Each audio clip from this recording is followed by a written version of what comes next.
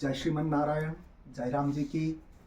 पहले तो आप सभी को आने वाले पर्व दीपोत्सव पर्व की, दीपावली पर्व की बहुत बहुत बधाई, अनंत अनंत शुभकामनाएं।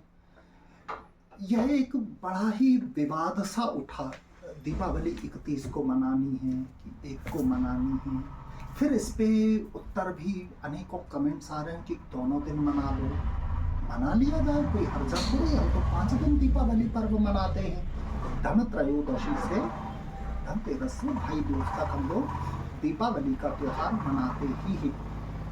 तो मनाने में क्या हर्जा है, दोनों दिन मना लिया जाए। परंतु फिर प्रश्न आता है कि मनाएं किस दिन, 31 को कि 1 को। तो सब जगह तस्मात् शास्त्र प्रमाणम थे, सब जगह भगवान श्री कृष्ण कहते हैं, गीता में कह चुके हैं कि शास्त्र ही प्रमाण है। कौन से शास्त्र प्रमाण है? प्रामाणिक शास्त्र ही प्रमाण है। प्रामाणिक शास्त्र कौन से हैं? तो ग्रंथ हैं, पुराण हैं। प्रामाणिक शास्त्र जैसे निर्णय सिंधु, धर्म सिंधु, इनको प्रामाणिकता प्राप्त है। तो अब समस्या यह आती है कि हम 31 को दीपावली में लक्ष्मी पूजन करें कि 1 को लक्ष्मी पूजन करें, क्योंकि दोनों दिन अमावस्या है। कुछ विद्वानों का या पंचांगकारों का जो पद्धतियां हैं, पंचांग निर्माण की पद्धतियां, पंचांग जिन पद्धतियों पर, जिन विधियों पर, जिन सिद्धांतों पर बनते हैं, वे सिद्धांत हैं सूर्य सिद्धांत, मकरंदीय सिद्धांत, ग्रह लाघवीय, और वर्तमान में दृक्ष सिद्धांत, दृश्य गणित का प्रचलन। ये सभी समय समय पर अपडेट होते रहे हैं। प्रामाणिकता के आधार पर इनमें भेद किया जाता रहा है। यदि ये भेद सिद्ध हो गए हैं तो उनमें जहाँ जहाँ क्षमा कीजिए, इनमें जहाँ जहाँ संशोधन की आवश्यकता पड़ी, वहाँ पर भेद सिद्ध करने पर संशोधन करके और कुछ नए कुछ नियम लागू करके और उन्हें पुनः स्थापित किया है। तो सारे पंचांगों का, सभी का मूल स्रोत तो सूर्य सिद्धांत ही है। परंतु वर्तमान में जो वेद सिद्ध गणित है वह दृश्य गणित, दृक्पक्षीय के आधार पर ऐसा माना जाता है कि सभी लोग इस सिद्धांत को, इस सूत्र को मान्य करते हैं कि दृक्पक्ष श्रेष्ठ है।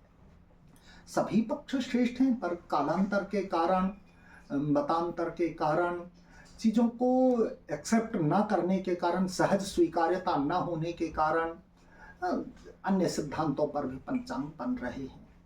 तो सबसे बड़ी बात है, जो आज के पंचांगकार हैं उनको तो अपन अभी चर्चा ना करें, वे भी चर्चा के योग्य तो हैं ही कि वे किस सिद्धांत का आश्रय ले रहे हैं।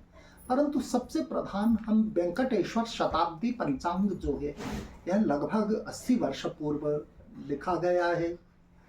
2001 संवत से 2100 संवत तक का यह शताब्दी पंचांग है। इसमें देख लेते हैं कि अमावस्या कब है। फिर इसमें दी हुई अमावस्या, चूंकि यह पंचांग लगभग 40 वर्ष से तो मेरे ही पास है, तो 40 वर्ष पूर्व यदि तिथि का निर्धारण किया गया है, तब फिर इसकी प्रामाणिकता प्रशंसनीय है या प्रामाणिकता मानने योग्य है। तो एक तो यह है। दूसरा मेरे पास यह है, पुष्पांजलि पंचांग वर्तमान में है अभी, निर्णय सिंधु भी है, और अन्य पंचांग भी कुछ एक पंचांग हैं। ये सब दृश्य गणित पर आधारित है। तो इनमें देख लेते हैं कि 31 तारीख को अमावस्या, चूंकि देखिए बहुत सरल सी बात है, अमावस्या में ही लक्ष्मी पूजन होना है। और लक्ष्मी पूजन का बहुत स्पष्ट यह निर्णय सिंधु ग्रंथ है, इसका यह द्वितीय परिच्छेद है। इसके 422 पेज नंबर पर यहाँ से आरंभ किया है, और 423 नंबर पे लक्ष्मी पूजन 423, 424 और 425 पेज नंबर पर दिया है। तो अपन पढ़ देते हैं इसको पहले थोड़ा सा, जिससे आसान हो जाएगा। हालांकि मुझे पता है कि वीडियो बहुत लंबा बन रहा है, परंतु समस्या यह है कि कैसे समझाया जाए और क्या। तो यहाँ पर दीपान दत्वा प्रदोषे तो लक्ष्मी पूज्य यथा विधि, स्वलंकृतेन भोक्तव्यम सित वस्त्रोपशोभिना, अयम प्रदोष व्यापी ग्राह्य। लक्ष्मी पूजन प्रदोष काल में ही होता है। अब प्रदोष काल समस्या यह आ रही कि दोनों दिन हैं। देखिए ये वेंकटेश्वर शताब्दी पंचांग में कार्तिक कृष्ण पक्ष संवत 2081 शाका 1946 अमावस्या तिथि चतुर्दशी गुरुवार 23 पल चित्रा नक्षत्र दिनांक 31 और अमावस्या शुक्रवार 29 पल दिनांक 1 नवंबर।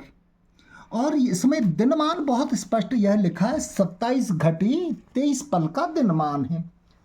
ठीक है, अब यहाँ पर आता है बात आती है भारत में अरुणाचल से लेकर के बंबई तक, पूर्व से लेकर पश्चिम तक, जहां सर्वप्रथम सूर्योदय होता है और सबसे अंत में जहां सूर्यास्त होता है, इन दोनों जगहों का, अरुणाचल से बंबई तक का, हम महाराष्ट्र तक का हम विचार करते हैं। तो मैंने देखा कि बंबई का सूर्यास्त 5:45 पर है और यह जो तिथि है अमावस्या 1 तारीख को, ये चल रही है 6:19 तक। इसका अर्थ कि बंबई में भी प्रदोष काल में अमावस्या है। यह दृक् सिद्धांत की बात कर रहे हैं अपन, सूर्य सिद्धांत का ही अपडेट वर्जन के सारे सिद्धांत सूर्य सिद्धांत के आगे पीछे करके उन्हीं को वेद सिद्ध करके और बनाए गए हैं। तो और 31 अक्टूबर को हम देखते हैं कि अमावस्या 3:56 दोपहर बाद से PM से चालू हुई है। तो यहाँ पर देखा जा रहा है कि 31 को भी प्रदोष काल है और 1 को भी प्रदोष काल है। ठीक है, विपरीत बोल रहे हैं तो यह अनुचित होगा। तो पहली चीज, यदि अमावस्या के प्रदोष काल में मतलब सूर्यास्त के बाद अमावस्या है तो जिस 2 दिन है तो दूसरे दिन करनी है, और अगर 1 ही दिन है तो पहले ही दिन करनी है। यह आप स्वयं निर्णय कर लें। अब आता है, इन्होंने कहा कि प्रतिपदा का त्याग करना चाहिए। कैसे करना चाहिए? जैसे रजस्वला स्त्री का त्याग कर दिया जाता है पूजन पाठ इत्यादि में, ऐसे ही प्रतिपदा तिथि का के दिन लक्ष्मी पूजन नहीं होता। क्या लिखा है? दीपोत्सवस्य बेलायाम प्रतिपदृश्यते यदि सा तिथिर्विबुधैस्त्याज्या यथा नारी रजस्वला। दीपोत्सव के समय अर्थात जब हम दीप से भगवती लक्ष्मी जी की नीराजन आरती कर रहे हैं। हाँ, इस पर भी एक वीडियो मुझे बनाना है, क्योंकि ना एक वीडियो बहुत घूम रहा है कि दीपावली के दिन लक्ष्मी जी की आरती नहीं की जाती, जबकि यहाँ पर इतना स्पष्ट लिखा काश्यप संहिता में, कश्यप संहितायाम तो दीपावली दर्शम प्रतम्य इंदुक्षयेपि संक्रांतौ रवौ पाते दिनक्षये तत्राभ्यंगो न दोषाय प्रातः पापानुपत्तये इति स्वाति योगम विना अप्यभ्यंग उक्तः। और फिर मत्स्य पुराण में कहा दीपैर्नीराजनादत्र सैषा दीपावली स्मृता, मतलब दीपकों के द्वारा नीराजन करने को, लक्ष्मी जी की आरती करने को ही दीपावली कहा है। ये मत्स्य पुराण में है।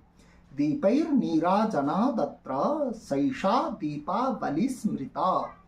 ठीक है, तो 1 तारीख को यदि आप लोग अपने साधनों से स्वयं जांच करें, यदि सूर्यास्त के बाद 24 मिनट भी 20 मिनट भी दंडैक रजनी, बहुत स्पष्ट कहा, 1 दंड रजनी, 1 घटी भी, अगर रजनी योग में रात्रि काल में सूर्यास्त के बाद में यदि अमावस्या का मिलन होता है तो दूसरी ही ग्रहण करनी।